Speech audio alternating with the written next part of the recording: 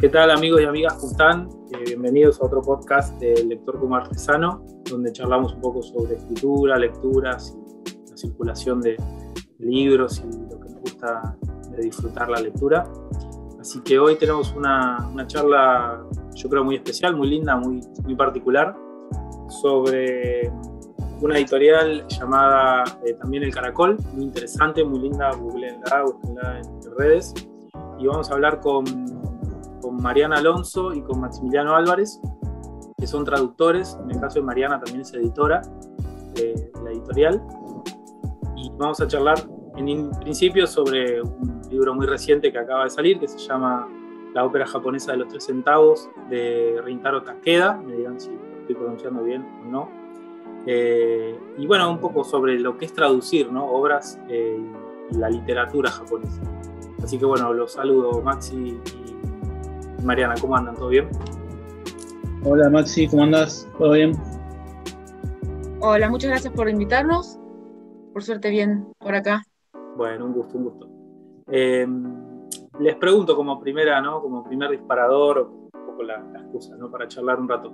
¿Cómo se llega a traducir obras literarias japonesas? O sea, ¿cómo fue su camino individual? Hay algo que es como medio usual, que es, bueno, Japón está cerca culturalmente de muchas formas en nuestra vida cotidiana, con la tecnología o con consumos culturales, pero la literatura en mi caso es un bicho un poquito más raro, ¿no? Yo no lo siento tan cercano, quizás por mi propia experiencia. ¿Y ustedes cómo fue acercarse a leer japonés? Bueno, en mi caso particular, mi primer acercamiento con Japón fue la literatura.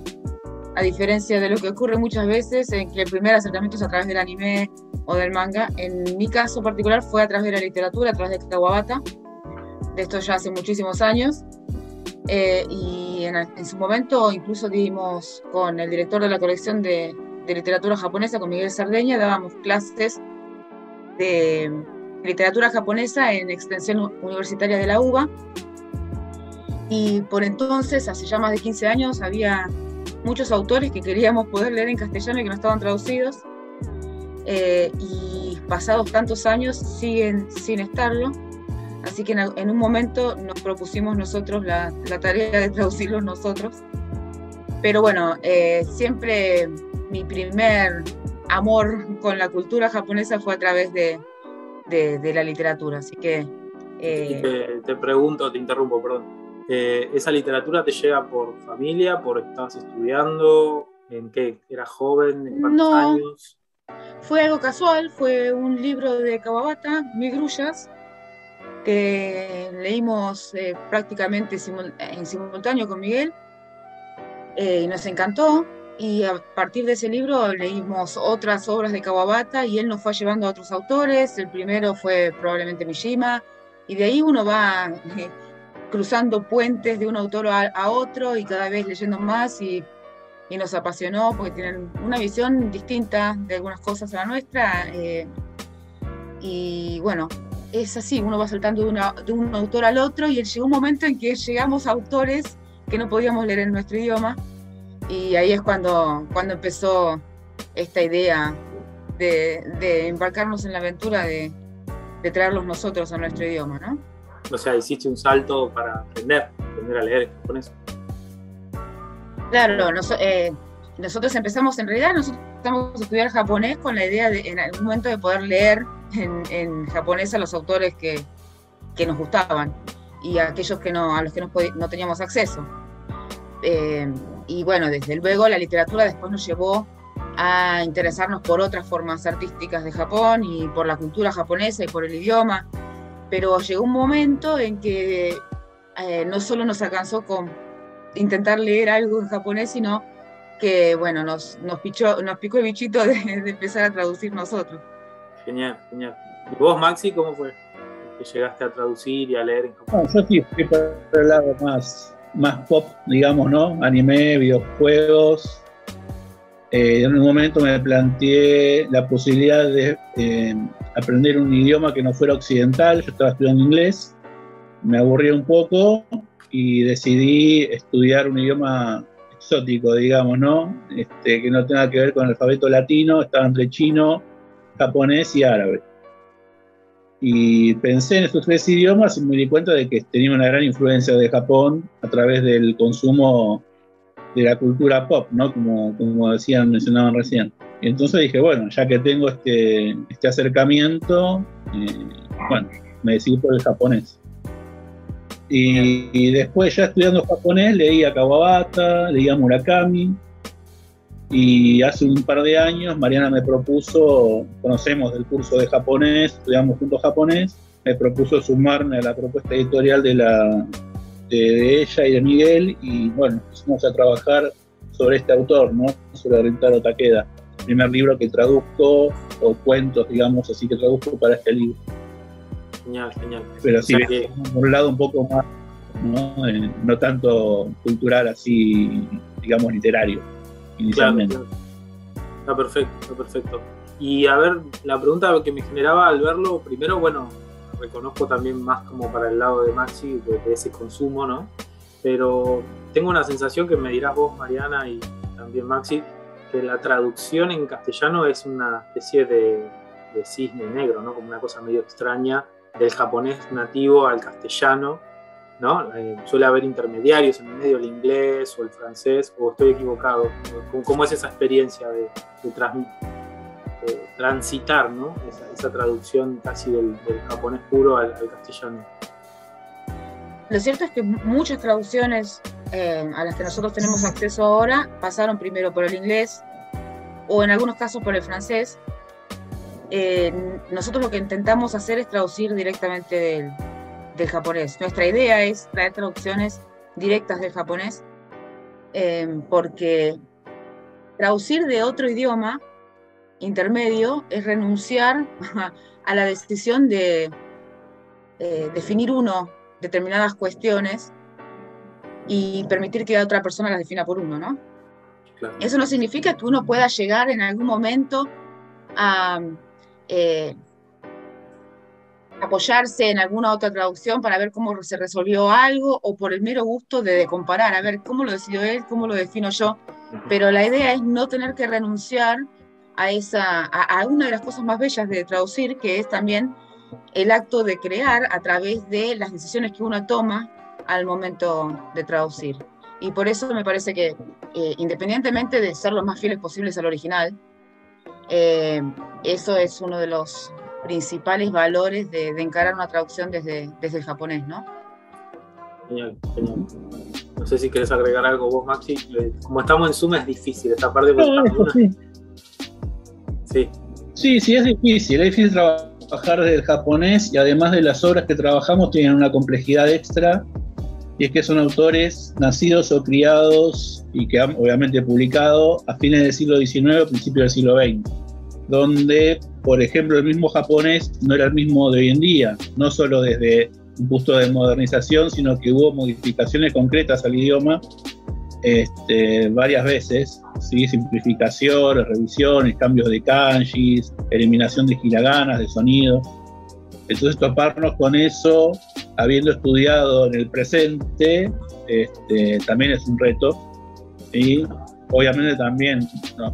Como decía Mariana, a veces hay obras que ya tienen una traducción previa en otro idioma y sirven como de palanca, ¿no? De revisar, de ver, como ella decía, qué decisiones tomaron, y muchas veces darse cuenta también de darse el lujo de decir, no, che, pero esto que hicieron no está bueno. O sea, al revés, no solo palanca, digamos, confiar en lo que uno está haciendo y también, che, pero esto que está traducido acá no es así, no de esta manera, o por qué habrán tomado esta decisión de sacar este párrafo. O a veces lo que yo veo es que muchas veces los textos que he leído en inglés suman explicaciones, ¿no? Como un poco, siento yo, menospreciando al lector también, ¿no?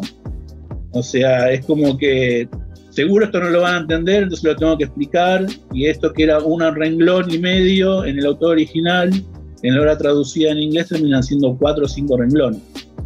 Claro. Sabiendo que el inglés, además, digamos, tiene una gramática más sencilla por ahí a veces que el español, y 4 o 5 renglones pasar de un renglón y medio a 4 o 5 renglones es un montón de agregado, y ya no sabes si estás leyendo realmente al autor original o qué es lo que estás leyendo. Estás leyendo más al traductor que al original a veces.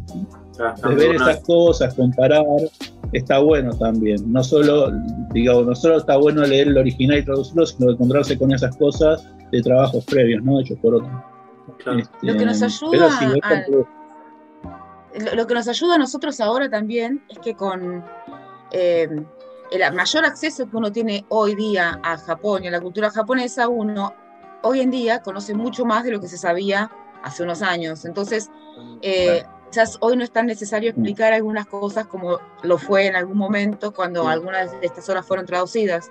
Y eso también nos ayuda, ¿no? Porque ya en Occidente estamos muchísimo más familiarizados con la cultura japonesa que hace un par de décadas, ¿no?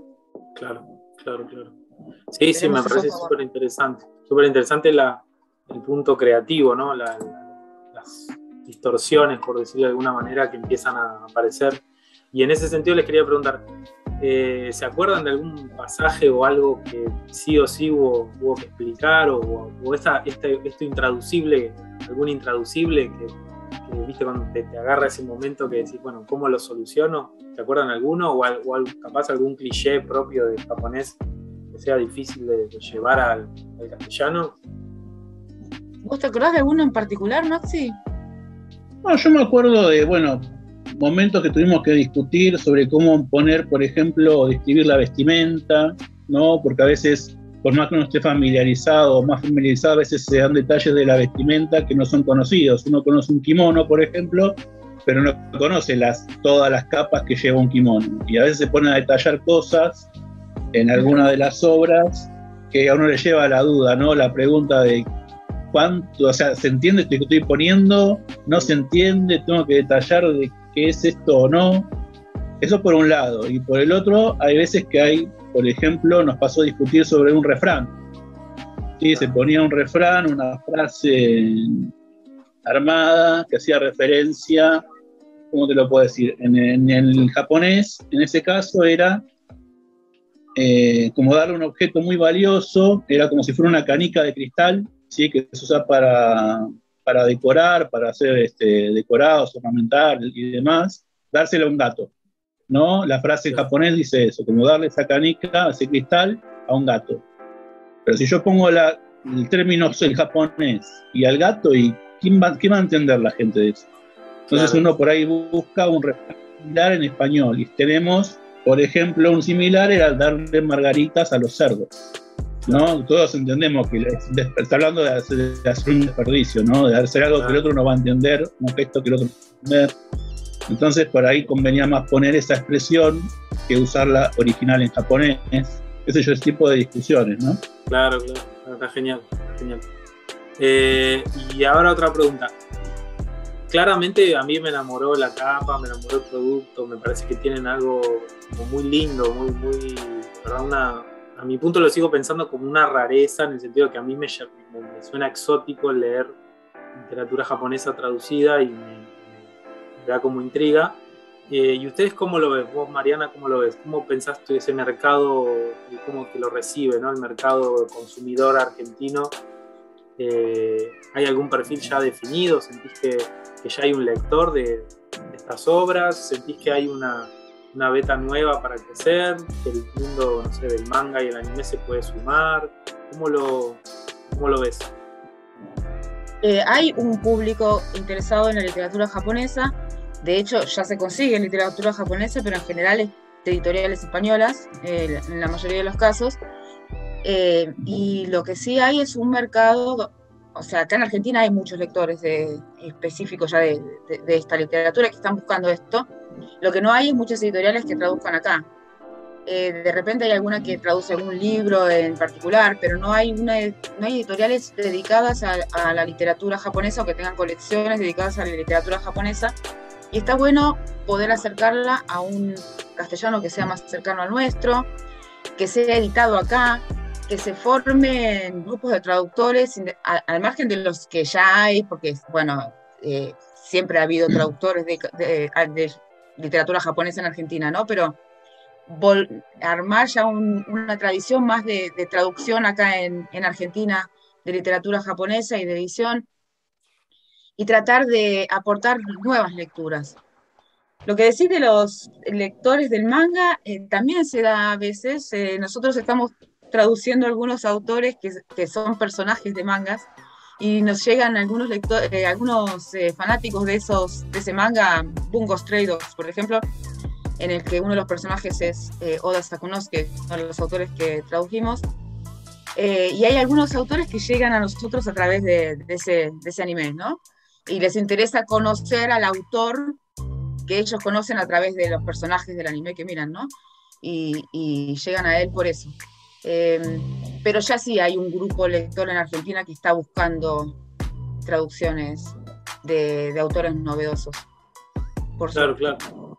Genial. Sí, uno intuye que sí, que está y que uno no formaba parte de ese grupo, ¿no? Eso es ya. Pero bueno, como es una cultura que, como les decía, yo la percibo como muy dinámica y muy permeable, como vos decías, Mariana, recién, que está más cerca de nosotros que hace varias décadas, me intrigaba como la llegada, ¿no? Si vos tenías, o Maxi también, una especie, ¿no?, de feedback, como le dicen, de los lectores, y un poco me estás comentando esto del anime y del manga, que me parece súper rico. Y una o dos para terminar. Si tuvieran que elegir una obra hoy para recomendar que no estuviera traducida, o cuáles serían los pasos a seguir entre ideales y concretos, ¿no? Porque todos sabemos que llevar adelante a veces a los proyectos son más difíciles de lo que parece. Pero digo, si tuvieran que soñar y decir, bueno, quiero traer, no sé, tales cosas para que todos puedan compartirlo, ¿qué recomendarían? ¿Qué estarían soñando ahí para el futuro? Nosotros tenemos un montón de sueños y los vamos agregando a una lista que estamos tratando de cumplir. Así que por suerte por ahora la estamos pudiendo cumplir sin problemas. Ya estamos con varios proyectos por delante. Nosotros somos unos enamorados de Yokomitsu, y ya estamos trabajando en un segundo libro para este fin de año, y con Maximiliano y con Lucía Tanoni, que con ellos tradujimos a Rintaro Takeda, ya estamos trabajando en otro autor que nos encanta. Lo que pasa es que no podemos decir mucho todavía. Y tenemos otro más en vista también, así que...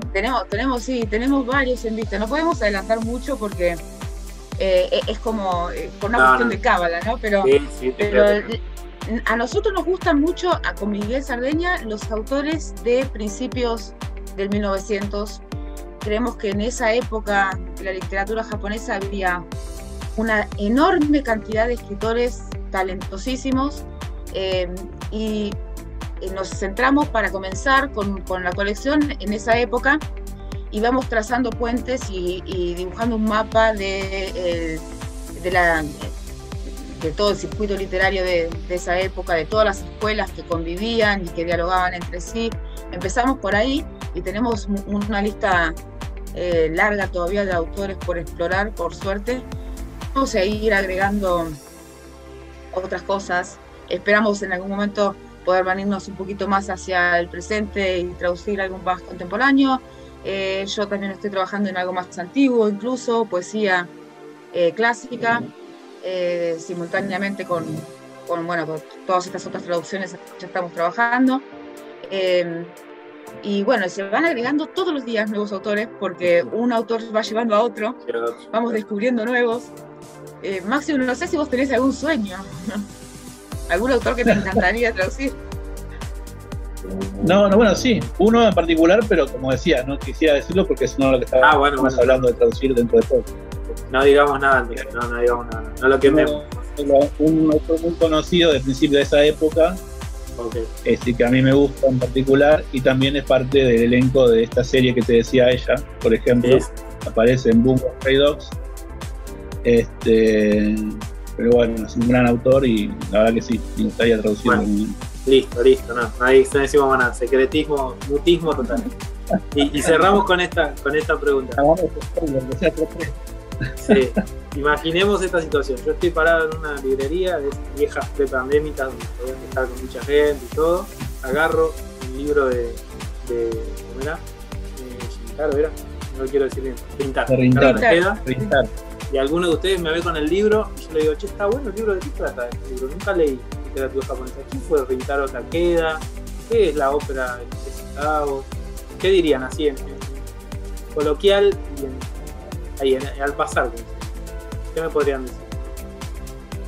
Yo definiría, bueno, Rintaro Takeda pasó por muchas etapas. Empezó siendo un autor proletario, pero este libro en particular es de una época posterior, y para mí es una época más madura de su literatura y se relaciona con historias de la calle. Él habla o sea, hay un gran componente proletario de su pasado proletario, pero desde otra perspectiva mucho más cargada de ironía y de humor y de crítica, pero y de estética, una estética muy distinta a la proletaria, pero se trata sobre las clases marginadas de la sociedad, a la que él perteneció de hecho, porque él nació en uno de los barrios más pobres de Osaka y se crió en uno de los barrios más pobres de Osaka, y retrata a las clases marginadas de la sociedad con una carga de ironía muy importante.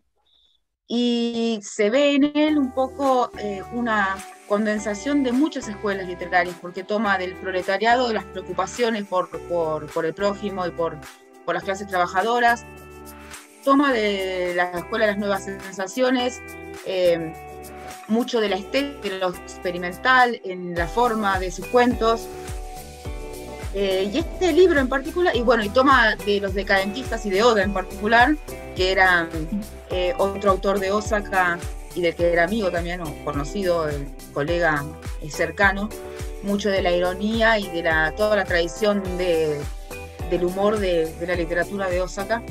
Bueno, ahí está condensando, en él está condensado todo, muchas de las cosas de esa época, y este libro en particular son 4 cuentos de esa etapa de su escritura, que es la de los cuentos de la calle.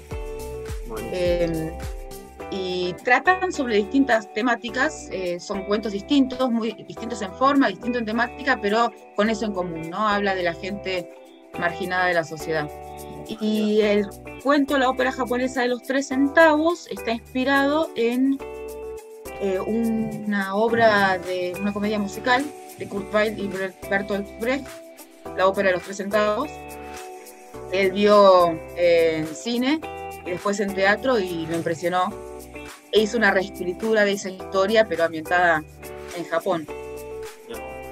Genial. No sé, Maxi, si vos te gustaría destacar algo en particular de los cuentos del libro. No, sí, la verdad que siento que todos los cuentos tienen algún elemento que lo siento, ¿cómo puedo decirlo?, muy cercano a veces, ¿no? Sobre todo por el de la ópera japonesa de los 3 centavos, con este lugar en donde viven los protagonistas de la historia, que, digamos, rápidamente podremos compararlo con una historia de conventillo, ¿sí?, de tantos autores argentinos han escrito también por esa época, ¿no?, a principios del siglo XX. Hay como un link ahí, ¿no?, de toda esta comunidad viviendo junta en un lugar que se cae un poco a pedazos, muy decadente todo, y nos cuenta un poco de chusmerío, ¿no?, de cómo vive esta gente ahí, cómo se llevan unos con los otros, cómo se relacionan, las aventuras de algunos de los personajes. Ese es un cuento que lo siento muy cercano, ¿no?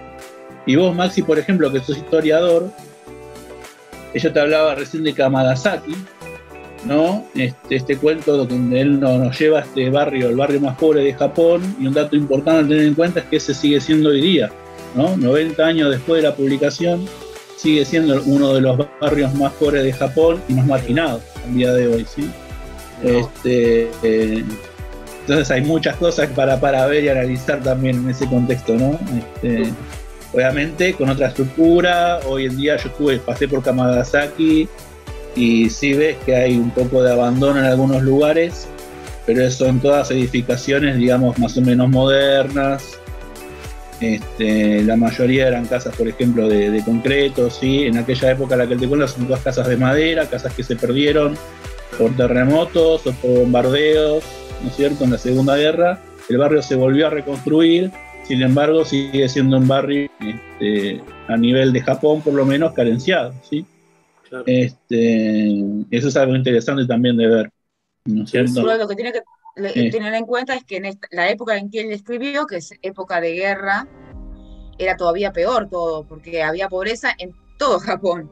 claro. Eh, claro. entonces, estas zonas más pobres eran muy pobres, porque había de Ujú. escasez de alimentos en todo el país.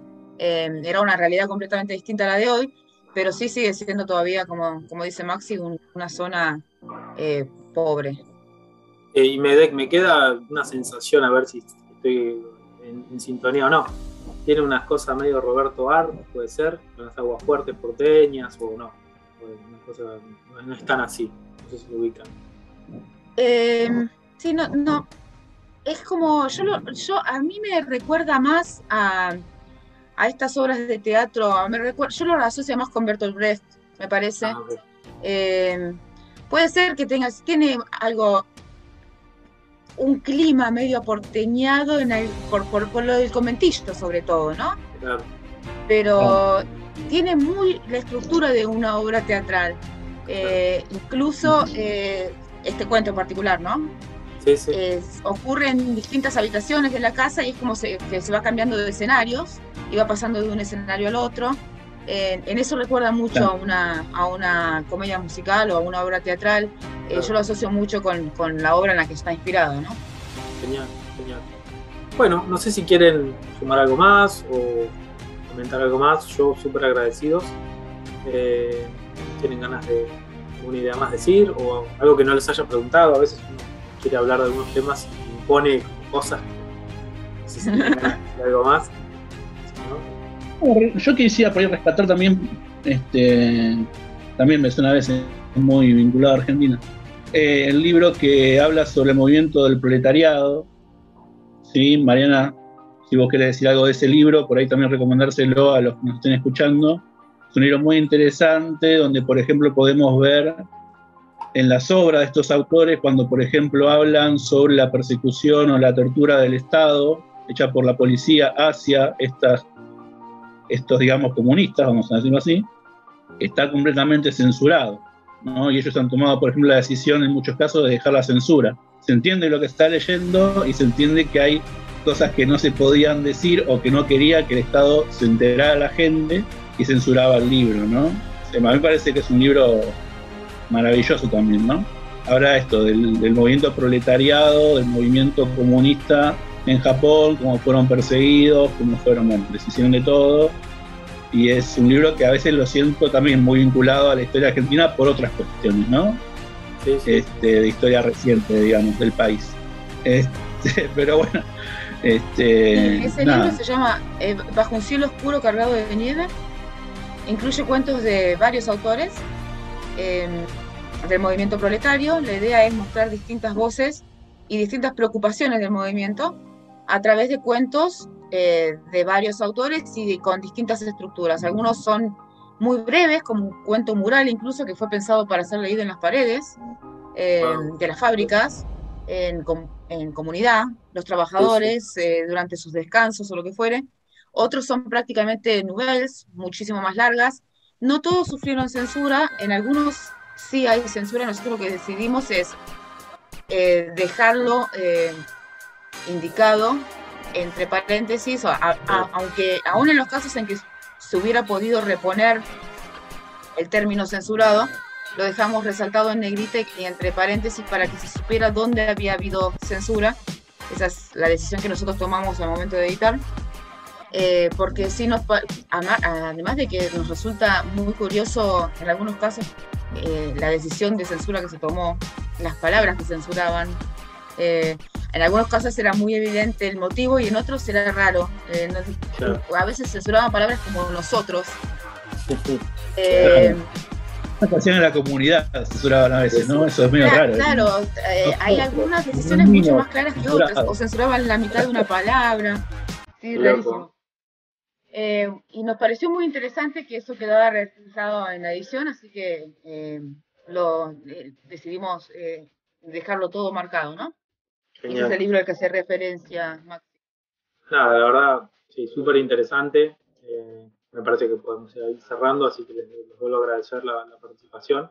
Es una editorial que lo digo sin elogios falsos, me parece súper interesante, me parece que tienen un cuidado y unas ganas que ojalá se reproduzcan y que uno tiene ganas de ver en todos lados, y encontrarlo acá en Argentina en el siglo XXI, conociendo las particularidades de nuestra realidad social, política, económica, es una perlita hermosa, así que tienen un comprador acá seguro, y yo creo que va a haber muchos más, porque cuando el trabajo está hecho así, como están haciendo, con cariño y con cuidado, esto de marcar las censuras, cómo fueron, es una cosa linda, ¿no? Como una cosa que el lector que está buscando algo más, lo va a encontrar. Así que, nada, de mi lado agradecerles, y bueno, al público que está escuchando, nos veremos en el próximo podcast. ¿Sí? Un abrazo grande.